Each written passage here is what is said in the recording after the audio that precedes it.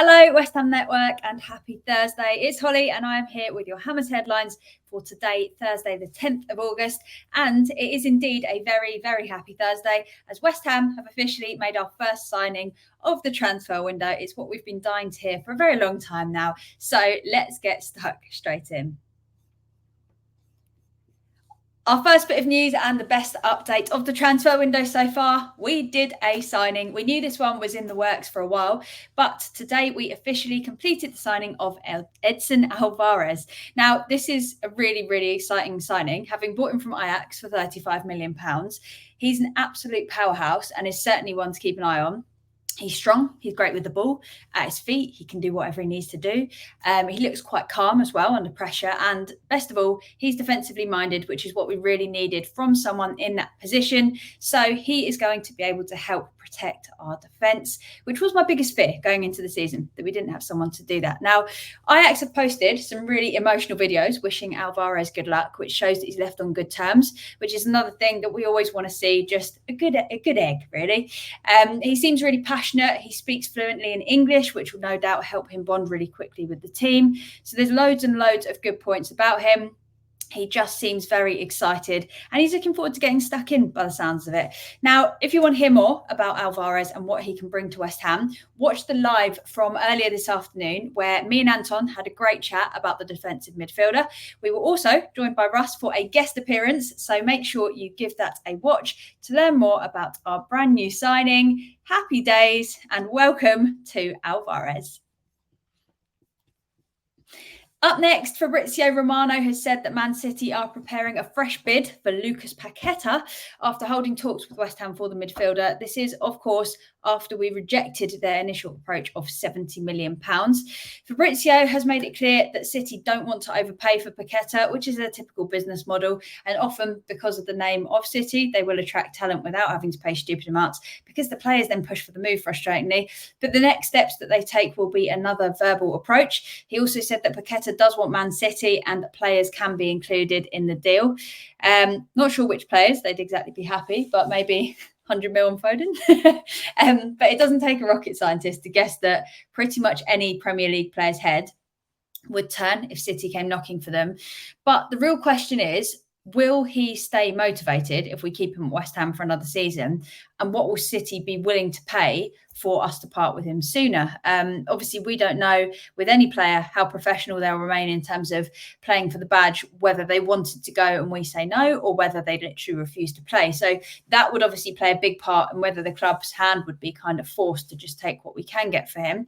And there's a chance that obviously City could increase their bid, especially given the injury to Kovacic. So we will have to see basically what the coming days hold. Now, it's thought that our current valuation of Lucas Paqueta is £85 million, in line with the release clause, which is set to be activated next summer. Not quite sure why it wasn't activated from this summer. It'd be interesting to hear the thought process behind that. Perhaps we weren't expecting him to disappear within a year, or perhaps when he signed, he wanted the option to do that, should he prove himself or absolutely hate it at West Ham. So is it too late, the big question, to let Paqueta go this window? So I have seen some fans say that we should just cash in because we don't want a player at a club that doesn't want to play for us, while others, myself included, think it would be a recipe for disaster to try and find a replacement for him at this stage, this close to the season starting.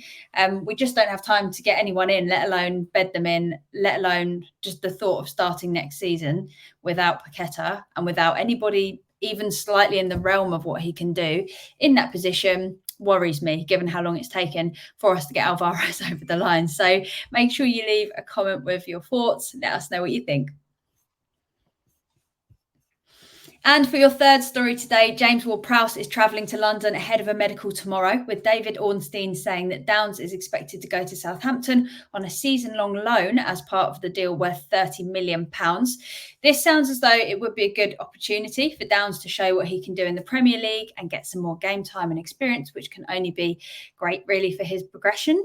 And if that gets the deal over the line, so be it, perhaps. But the deal is not yet confirmed, with talks heading in that direction and it looking like it could quite well happen. But there are still some negotiations to be done. As we know, the £30 million deal was rejected last month, but the payment structure is thought to now be more favourable for Southampton, most likely over a shorter period of time. Sorry if you can hear my phone pinging off in the background.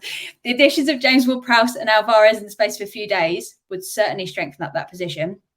Plus, the big thing, set piece FC, with plenty of taller players to get on the end of long balls, it could bring something that we've been missing to our gameplay massively and help us convert set pieces again when we were a real threat from every single corner or free kick. And James Ward-Prowse's accuracy with those would be insane in terms of something that we've not had in a very long time. And as talks are ongoing, it's looking increasingly unlikely that we are going to have Ward-Prowse registered in time for the Bournemouth game. The Evening Standard have reported that as well, but hopefully it's not too far off. Again, let us know what your thoughts are on the progression of the James Ward-Prowse deal. It's a name we've been speaking about for ages. Are you excited by the prospect of it? I think I am more excited now than I probably was at the beginning of the window. If you're going to ask me who I wanted, and now I look at the situation of who I think could benefit us, especially if we are getting Maguire potentially in, I think he'll be really good. So would you be excited to see how we could do with a dead ball specialist? So there we have it. That is all for your Hammers headlines today. Make sure you've subscribed and check out the kumb.com guys content if you haven't already. As always, give this video a thumbs up and let us know your take on the latest news. Until next time, have a great one. We don't even know how to say it. We made a signing. I'm so out of practice that just came out like a big blur, but very exciting times, and hopefully, please, can this be the beginning of a more positive rest of the transfer window? Couple of days now till the season starts. It's going to be fun. We're going to have a great time, I'm sure. Lots of stress to come, but lots of excitement, hopefully. Hopefully we can get a win. 3 points, first game of the season. That's what we're hoping for. Until next time, make sure you drop us a comment. Have a great one. Bye.